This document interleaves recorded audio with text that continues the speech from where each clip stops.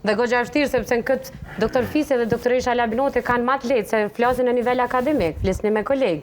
Ju s'keni me ra nivel edhe të moshuarit, edhe të fëmis, ju po. Ju më krejt nivellet, cilët janë ma të vështirë, cilat nivelle. Realisht, kuadrët specializimit... Ja po, ma këtheve.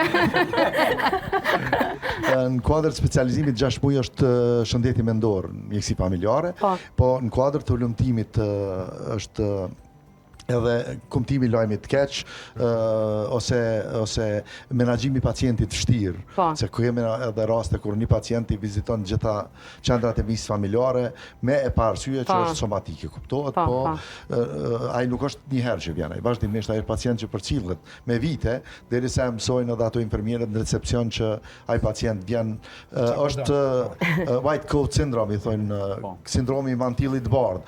Ai pa një mantill të bardhë, një doktor ose infermier nuk mundet as mu qetësu mrena ditës.